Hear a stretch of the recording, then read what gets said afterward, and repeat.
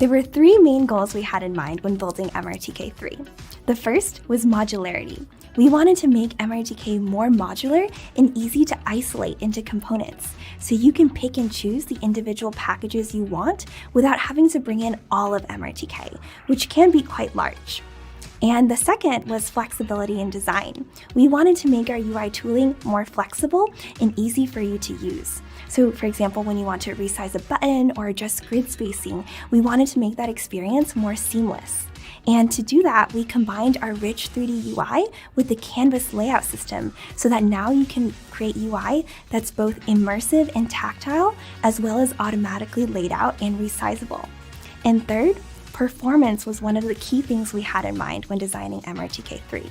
We had performance in mind for all our MRTK modules so that you can build the best, most optimized app using MRTK.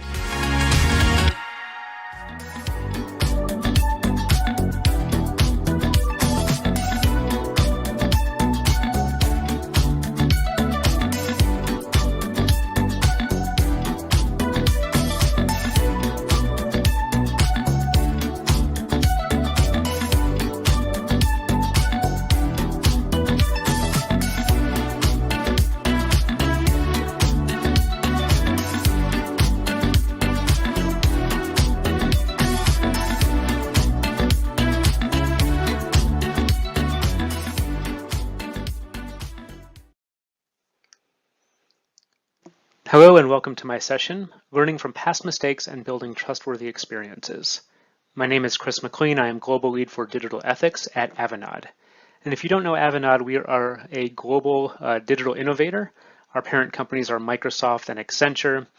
We work on basically any technology you can think of. We do a lot of work around apps and infrastructure, modern workplace and cloud environments, as well as a lot of newer technologies like AI, blockchain, and of course, Metaverse. And as global lead for digital ethics, I really have kind of two parts of my job. One is internally to help our 60,000 people around the world understand and address digital ethics issues in the technology that we work on. And then I also have an advisory practice where I work with our clients to help them build their own digital ethics capabilities. And on the side, I'm also in a part-time program pursuing a PhD with the University of Leeds, really focused on trust and risk relationships. So I'll be pulling from that perspective as well a little bit in this session. So if we think about learning from past mistakes and building trustworthy experiences in the metaverse, in extended reality, first I want to talk a little bit about what does it mean to be trustworthy? Like, what do we mean when we use this term trustworthy? And here I'm thinking about the organizations that are establishing experiences and environments that we would consider metaverse or extended reality or augmented reality or virtual reality. The idea of being trustworthy really normally constitutes a couple different things.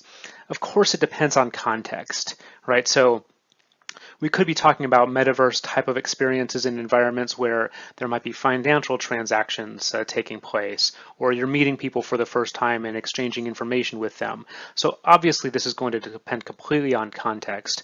But the idea of trustworthiness usually constitutes at least 4 different components. First, you have some sort of a confidence level, belief that the environment or the organization that you're working with is going to do what it's intended to do. So for example, you might trust your bank to conduct your financial transactions, or you might trust your healthcare company or your hospital or your doctors to provide good healthcare services for you. So first is that confidence. Next is an alignment to some kind of underlying value system. So let's say, how do they carry out the project or the terms that you're expecting of them? So do they care about things like fairness, sustainability, social responsibility, respect, social justice, things like that? The next component is some kind of a mutual understanding. So not just the transparency and explainability from the organization so you understand what's going on, but also some component where you believe that the organization understands you, what you're looking for from this environment or experience. And then final component is some form of accountability. That is, maybe if I'm confused, I can talk to a human if I don't understand what's going on. If something does go wrong, I can actually pursue recourse, or I can at least give some feedback, maybe voice my concerns or raise some questions. Some kind of an accountability so you know that there's somebody behind this system that can answer for any kind of challenges or problems that we have.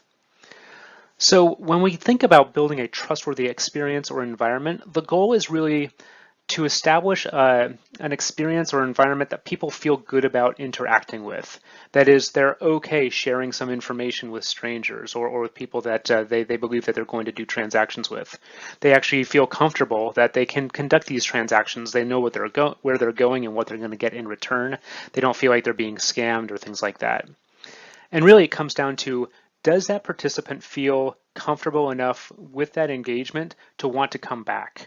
And even maybe more importantly, when they talk to their friends, their family, their coworkers, and other people, do they share their experience in a positive light and maybe even encourage other people to participate? Now, I won't say personally that I always think of extended reality or metaverse as the natural evolution of where we're going to go with online engagements or interaction with other people. But I do feel like it's a very good possibility. I think there are all kinds of use cases that are going to be valuable. But in any case, if we're going to go this route, if we are going to pursue metaverse, extended reality, virtual reality type of online interactions, that we should do so in a responsible way, that we should create trustworthy environments and experiences. So in order to do that, I think it's really important to kind of look back at other online engagement platforms and methodologies or mechanisms and think about what are the categories of risk that we have seen in the past that we can basically assume will also carry forward into these new experiences. And I separated them into these 4 categories. Really, this is just a really kind of good checklist to go through as a baseline.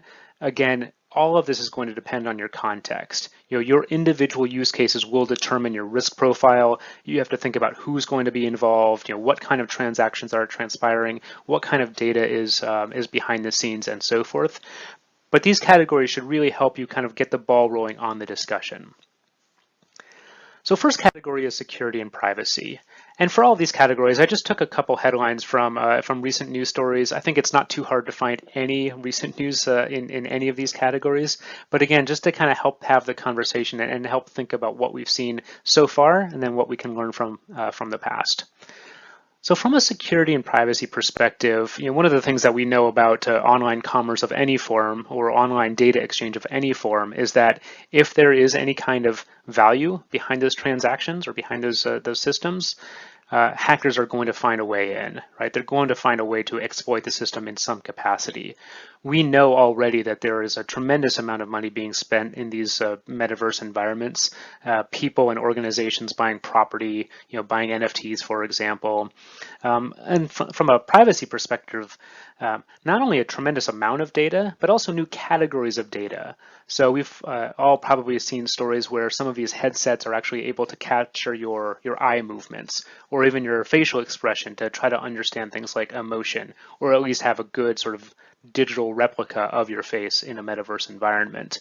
So these are new categories of data that might not actually fit very well into your existing schemes of data protection. It's not traditional PII like social security number or credit card number or address. Your facial expression is a new form of personal information that also needs its own sets of protections. So we know, again, from this headline, cyber criminals are targeting the metaverse investors with phishing scams, and we've already seen hundreds of thousands of dollars, millions of dollars in some cases, losses and attacks that have targeted these early investors and participants in these environments. Next category, we have fraud and theft. This is a little bit different. So it's very similar to the security and privacy issues that I mentioned earlier, but this is not necessarily some technical hacker that's trying to break into the system and find vulnerabilities and use exploits and things like that. In many cases, these are individuals that are setting up shell companies. Maybe they're using the phone, maybe they're using email. They're tricking people into investing in certain things that may not be legitimate businesses.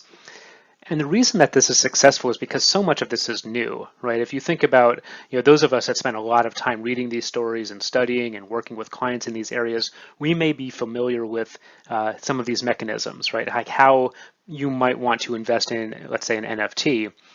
But for the vast majority of the population, they are not as familiar with some of how these mechanisms work. If they want to go online and they want to buy property in the metaverse, or they want to buy an NFT, for example, they don't necessarily know all of the different applications they need, the different exchanges, what a crypto wallet even is, or what the different cryptocurrencies are that they may be able to use.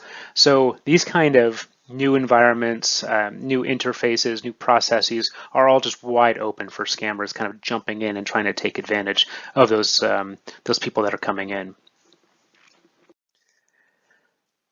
Next headline from MIT Technology Review: the metaverse has a groping problem already. Fairly hard-hitting headline. It's meant to be attention-grabbing, but I think it's very important to consider all the different types of harassment and abuse. And really, this is just naming one kind that we've seen being prevalent so far. And again, if we think back to what we've seen in other online communities, online forms of engagement, think of gaming. Or think of just social media in general. The amount of abuse, the amount of harassment that takes place in those environments. Now think of a metaverse or extended or virtual reality environment, which is meant to be immersive. It's meant to grab hold of your emotions. You see people face to face, you see them in 3D. So if you think of all the harassment and abuse that we're seeing in social media, for example, or let's say in the comment section of a news site, and then put a face behind it, put it into 3D, put a sort of a connection, a face-to-face connection, where you're actually making eye contact with people that are harassing or abusing you. And we know just from experience that minorities, women, people of color, are much more likely to be the target of this kind of harassment and abuse. So we should really be thoughtful about how we're setting up these environments, how we're setting up these experiences, making them safe for individuals. Again, that idea of trustworthiness, so that if people are coming into a metaverse environment, coming into an experience, they feel safe. They feel like they can represent themselves how they would like. They can vocalize the things that they want to. They can interact the way they want to, and they're not going to expose themselves to new forms of very emotionally invasive and immersive kinds of abuse and harassment. And there's an entire other category that we just don't have time to get into around children and minors who are going to be interacting in some of these environments as well. Just the amount of predation that we've already seen in online environments. Very scary to think that children will be interacting in a lot of these environments, and if we don't have the proper controls to monitor for that kind of grooming, abuse, predation, and so forth, there's a whole lot of risk to these individual participants. And then finally, bias and discrimination. I touched on this a little bit already, but again, think back to other online environments, and I'm sure most of us have read lots of stories about how AI algorithms are often perpetuating different aspects of bias and discrimination. We know that data that we've used for criminal justice and financial services and healthcare and insurance, law enforcement, all of this data that's going into AI systems is basically exacerbating previous prejudices and previous biases and so forth. It's impossible to completely remove bias from any technology, but the idea here is that we should really be thoughtful about how different individuals are going to be discriminated against, and as many ways as possible, find ways to give those people more power. Power over consent about their own experiences, power over other people who might try to interact with them in an abusive or harassing way. Any kind of power that we can give people that have been historically marginalized is very important in these kind of metaverse environments. And you see this this headline here from Bloomberg that I have, even in the metaverse, not all identities are created equal. So this is actually a story about people that have been creating avatars, and in many cases actually able to sell these avatars to different people. And they found very quickly that people were discriminating against these avatars in that the marketplace was much higher for whiter or lighter skin tone avatars. And so it's very hard, depending again on the context, what to do about that situation. I think depending on your own company, what kind of environments you're trying to create or inviting your employees or customers into, it's very hard to say what is the control mechanism to avoid this. What kind of monitoring, what kind of recourse do you need to prevent this particular problem? Because it's going to depend on the specific context that you're creating. But the key point here is to recognize these different categories of concern. Recognize that bias and discrimination is almost certainly going to happen based on our experience, based on what we've seen in other systems of engagement. We know Metaverse will have these problems. The idea is to get out ahead as much as possible to try to prevent them, give people, again, that power, give them that recourse, and have some control mechanisms so you're not just putting the onus on the participants, right? You're not just saying, well, it's your responsibility. If you're in our metaverse, you have to complain about people. You have to kick them out if they're harassing you. Yes, you want to give them that power, but also have different aspects of monitoring. Maybe it's content moderation, other controls that help them be protected, right? Create an environment, again, that is trustworthy, that they do feel comfortable with.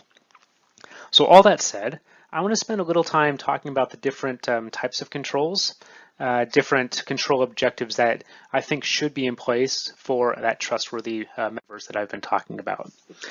So the idea, again, is building a metaverse experience that people want to engage with and really thinking about this as an extension of your company's brand, right? If you want people to come into your bank, your retail store, your insurance company, your hospital, whatever kind of organization you're in, if you want people to feel comfortable in a face-to-face setting, you should be able to extend that same kind of brand of trustworthiness, of desirability, of engageability into your metaverse experiences too. Again, creating a program, something that people will want to engage with. So how to do that? These are a couple categories, as I mentioned, maybe not completely exhaustive depending on your context, but helping to have that conversation in kind of a checklist format to say, okay, these are the things that we need to think about as we go through building our metaverse environment, whether you're at the design phase, development, implementation, or operation. So the first broad category is respect and dignity. This should feel very straightforward, but I would say it's not always going to be the case. And especially if you're at the early stages of design and you're thinking, okay, we're going to do this, cool new environment. We're going to have, retail stores. We're going to have some entertainment with music, and these are going to be the features where people can interact. Respect and dignity is sometimes an afterthought in those scenarios. And I would say, from my perspective, it really should be number one, right? How do you build an environment, first and foremost, where people will feel like they're being respected, where they will feel like they have personal dignity? So accessibility is a big one. Accessibility, we have seen already some problems with metaverse environments, even basic things like some people, the headsets just don't fit very well, right? Maybe because of their hairstyle, for whatever reason, they can't wear the headset. So if you think about a metaverse environment for employees, where they're getting access to training or other kind of essential, workplace type of services, and there's a certain subset of employees that just simply can't wear that headset, that's an accessibility issue. Also, maybe people have hearing impairments or sight impairments and they don't have access to that training. So it's not necessarily a direct impact, but there's an indirect impact that they're going to maybe miss out on professional opportunities, maybe a job opportunity, maybe for a new position or a promotion or a raise. They might miss out because of this accessibility issue. Very important there. Inclusivity, I talked about avatars and things like that. Are you able to create an environment where people can represent themselves and feel like they can show up, feeling like they're getting the respect they deserve, but also feeling like they can represent themselves how they would like, right? Wearing the clothes that they would like, their skin tone, their hairstyle, and so forth. It's not just the standard set of skin tones or standard set of hair that you might see on these kind of technologies, let's say 20 years ago. Representation, I would say, kind of the same category there. Are people able to represent themselves? Do they have images and other people that look like them or look like they would expect them to? Personal autonomy, this is a big one. So not just being able to kind of walk around freely without being harassed, but also personal autonomy to make decisions about those interactions. In some cases, a bank customer might not want to do everything in the metaverse. Maybe there are some instances where they're okay getting financial advice or other kind of services in a metaverse environment. But when it comes down to sitting through, let's say, talking about all of their different, liabilities and how are they going to pay off some of those bills, kind of sensitive things like that, maybe they don't want this really emotionally immersive environment. Maybe they would rather do that on the phone, or maybe they would rather do that face to face. There's been studies, actually there was a great story in the New York Times maybe about 2 years ago now that said a lot of people are much more comfortable applying for loans online where it's not face-to-face, you're not sitting across from a loan officer, you're just inputting your numbers, your assets and your income and your liabilities and so forth in a very kind of generic form. There's no emotional response, there's no emotional kind of eye contact going on as you would sitting across the desk from a loan officer. So if you're thinking about how do we create a system in the metaverse that services these people, maybe having an avatar face-to-face with them is not the best experience. So this idea of personal autonomy is letting people choose the kind of experiences that they want. Emotional well-being, definitely something to keep in mind and keep track of. This is not just for the participants like customers and so forth that are interacting with your company, but think about employees like customer service agents that you might be asking to spend maybe a couple hours at a time interacting with people. Psychologically, we don't have a lot of data on the long-term impacts of metaverse type experiences. So maybe it's disorienting for some people, especially at the beginning. Maybe they just get emotionally tired, maybe more tired than they normally would in a face-to-face environment, just because of the amount of kind of new sensory data that they're bringing in. And then that gets me to physical well-being as well. There are obviously some studies and some examples of people getting hurt because they had their goggles on, running into objects and things like that. So that's fairly basic set of concerns to worry about. But also just that kind of physical well-being of, is it exhausting? Is it tiring? What is the effect on your eyes and your ears after wearing a headset for 4 hours or 8 hours? Especially if you're asking employees to do that on a regular basis, kind of day-to-day basis. If their 9-to-5 job is something like metaverse customer experience, we just don't have a really good idea what kind of the physical implications might be. Next broad category, I've alluded to this quite a bit, but I wanted to dive in a little bit more just because the amount of data, the amount of investment, and the amount of sort of new categories of data feel like warrant further discussion. So data protection, I think, is going to look very similar to the schemes you already have for data protection, just new environments, new interfaces, and in some cases, new types of data. So think about your security program right now, all the different elements you have around data security, network, application, identity and access management, and authentication, all of those different elements of your current security program. Let's say you're following, let's say, COBIT or ISO or NIST, any of these kind of control frameworks, you will need something very similar for your metaverse environment. Again, you may have to apply it to some new interfaces, some new, let's say, schemes for authentication for your security, identity and access protocols. But the complexity and the comprehensiveness of your security framework will be very similar to what you already have in other environments. You will also need asset protection. So just in the same way you think of your physical asset protection schemes, think about how the metaverse is now more of a online property, so to speak. So when you're thinking about protecting assets, it's not just your personal information or let's say financial information, but you actually have property that has investment behind it. It can raise and lower in value. So there is asset protection that is going to be a little bit newer than what you would do in a normal digital setting. I mentioned the amount of fraud, certainly anti-money laundering. Again, all of those same kind of schemes where you have to worry about who you're interacting with, what kind of investments are being made both by your employees and your customers. All those same kind of schemes are going to have to be in place in the metaverse as well, because all of those same type of financial transactions are happening in the metaverse. We haven't seen a whole lot of regulatory exposure or at least scrutiny in the metaverse yet. But again, if you are violating terms of anti-money laundering requirements or anti-fraud requirements, regulators aren't going to care too much if it's happening in the metaverse versus happening through an e-commerce site or if it's happening in person. Those same rules will apply.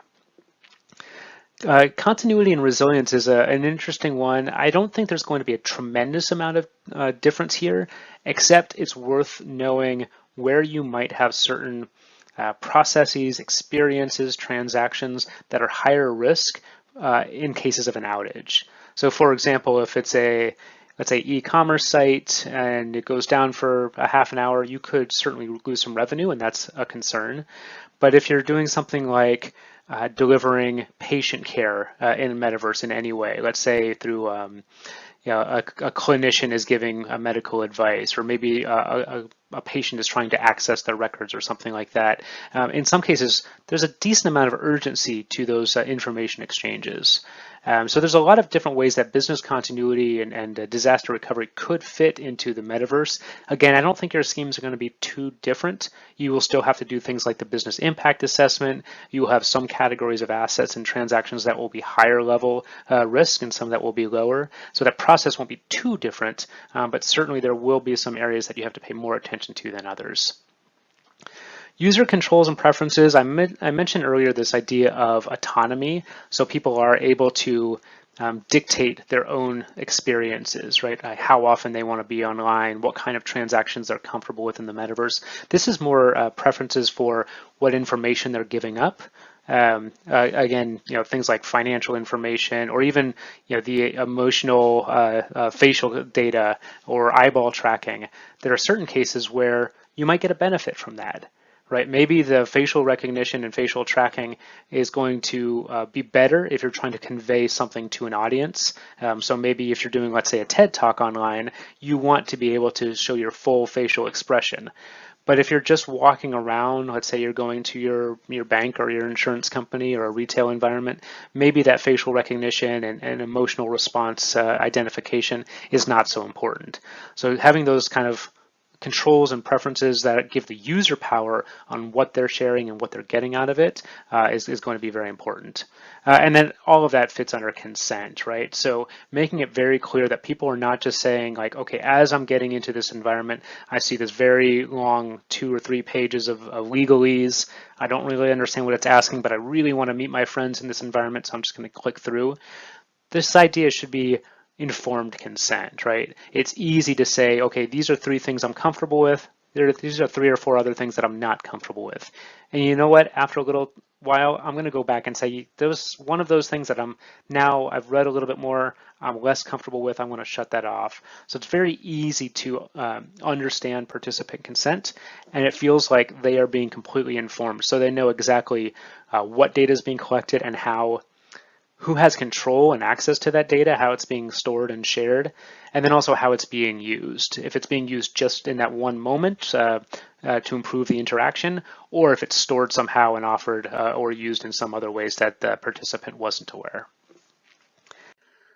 And then finally, oversight and accountability. Again, think about the current capabilities that you have for oversight and accountability, the schemes you might have for IT governance, for example, your regulatory and compliance team, your risk management team. That same sort of complexity, sophistication will also be relevant here. The first thing that I look for is values alignment. I've mentioned a couple times before that this is going to be an extension of your brand. If you want a brand that has really good reputation for being sustainable, maybe for being respectful, maybe for being consistent and reliable. All of those same kind of values are going to show up in the metaverse, whether you want them to or not.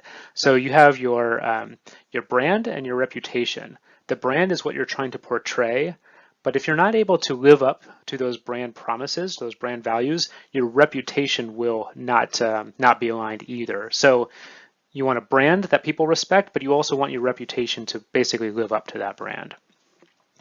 Transparency and explainability, I've mentioned this a couple times in different capacities, but really the idea here is that people understand what's going on, what's happening to them. If they conducted a transaction, they know where it went and how to look up more details. Let's say they need to go back and print up a receipt, or they need to submit an expense, or they're being audited and they need to know where to find the right data to respond to certain questions. So it's not just having a really good form when people fill out, their consent for privacy purposes, but you need transparency and explainability in a lot of different areas. Basically, can people get the information that they want that's relevant to the experience that they've had? Monitoring and oversight, I mentioned earlier that you don't want to put all of the onus on participants to raise a red flag if something's going wrong. And also, because this is new for most of us, some of our policies will change. They should change over time. They can't do that if you're only relying on people to complain. You're necessarily going to wait for, let's say, a lawsuit to pop up, or let's say a news story that's really unflattering about your organization. You don't want to wait until those things happen to go back and change your policy. What you want is to be able to recognize, how are people engaging with us right now? Do they have concerns? Do they have certain bad experiences that we want to help them overcome, or maybe go back and overturn in the case of like a bad transaction or bad decisions? So again, relying on the participants to raise those red flags, raise those questions, raise the concerns, that's going to be exhausting for them. Think about especially people that are more likely to have those harms, right? So minorities, women, people of color, people that have historically been abused a lot more often or harassed a lot more often online. If you're waiting for them to raise the red flag, they won't come back, right? You should be out there protecting them ahead of time. You should be monitoring and doing some oversight, so you're providing an environment that people feel safe. And then if something happens, they know that they can raise their hand if they need to. So that gets me to stakeholder feedback and recourse. Again, you shouldn't just be sitting back and waiting for people to complain, but actually asking for feedback, engaging with them in a way that they feel comfortable and saying, hey, how was your experience? Is there anything we could be doing better for you? And then especially if something does go wrong, if they didn't understand an option, or if maybe they clicked on the wrong thing, or they had some kind of experience that they don't understand, can they overturn that decision, overturn that transaction? At least have some kind of a discussion about what happened, and is there a way to undo it? It's not always going to be the case. If that's part of the risk of early adopters. Some people are going to make financial transaction decisions that wind up being scams.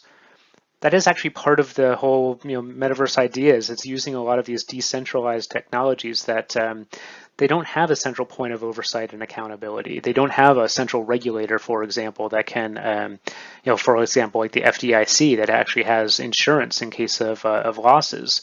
So in some cases, you can't overturn a decision or an action or a transaction, but having some kind of recourse out there to say, we understand this went wrong, here's what we're doing about it, we take full accountability, all of those capabilities should be under consideration.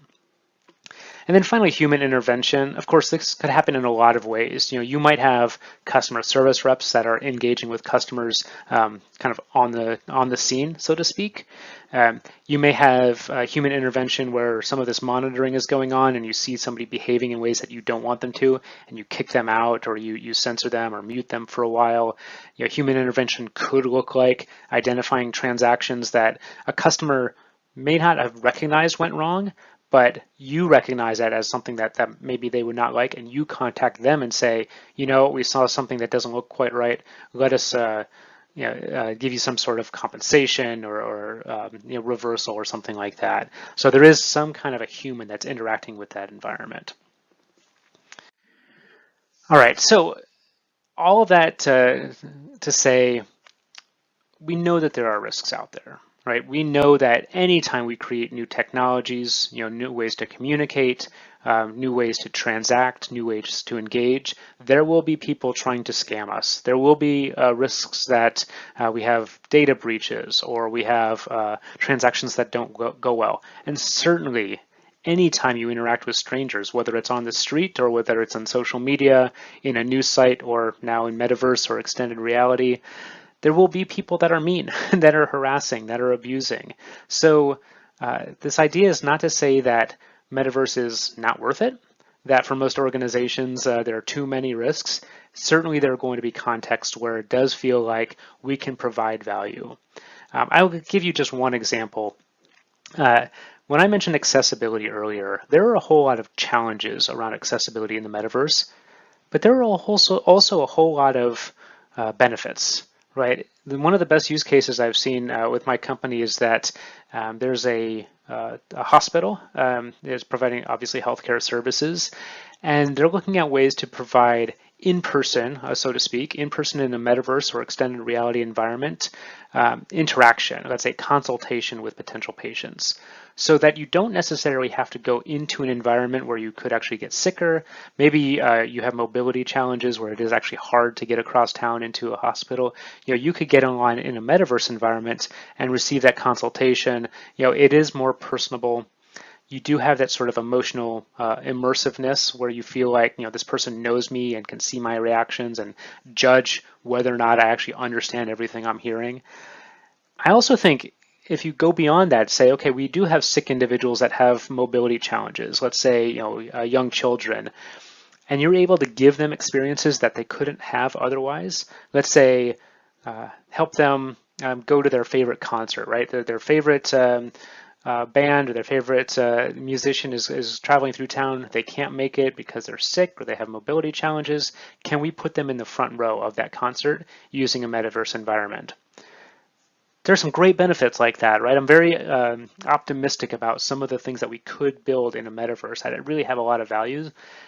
At the same time, there's just some just straight business that we could be conducting that could also be better off because of a metaverse environment. Online collaboration, for example, could be great if we do this right. The idea is, let's make sure we do this right, that we understand that there are risks, we're doing as much as we can to avoid them, and we're creating an environment that people trust and that people feel comfortable with. So 3 considerations here as you're going through with your strategy. One is think about the opportunity cost.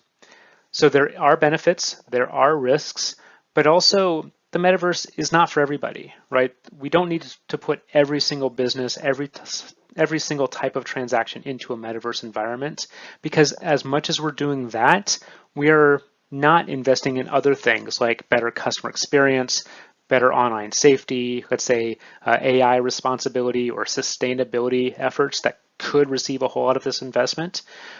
Are we doing investments in the metaverse that make sense insofar as we're not working on some of these other things? And especially here, think about the environmental cost of metaverse experiences, the amount of energy that it takes to train some of these environments and experiences, the energy of just keeping some of these experiences up and running. And not even to mention some of the hardware costs, right? The environmental cost of all of these headsets that are going out. Again, not to say don't do any of this, but just be very thoughtful about why are we going into the metaverse with this kind of engagement to begin with. Next, think about the different elevated risks, both to your organization and to the participants. I mentioned this is an immersive emotional experience for participants, so any risk of abuse, of disorientation, of harassment are going to feel stronger. So if they do have a negative reaction and they associate it with your company, they're going to associate it at a much higher level than a simply negative reaction, maybe even in a store, but certainly in an online environment like social media. So think about some of those elevated risks. Also consider the amount of data, new categories of private information, as I mentioned earlier, that are now exposed that would not have been otherwise. And then think about the elevated risk to your organization. That brand and reputation damage that I mentioned could be a whole lot worse in a metaverse environment. And then think about the member benefits, the participants, the customers, the your employees that are interacting in these environments. Again, that idea of like accessibility that I mentioned earlier. Can you improve online collaboration with your teammates who necessarily can't travel, or it's very expensive for them to go into the office? What kind of benefits are we creating to justify the investment that we're not putting in other places? And there are tremendous number of them, but kind of think through, why are we inviting people into the metaverse in the first place? And I think if you do that, if you have that in mind, start there and then think about, okay, once we get these people into the metaverse, how do we make sure that it's the most kind of comfortable, respectful environment as possible, that grants them that dignity, creates that feeling of trustworthiness, and encourages them to come back.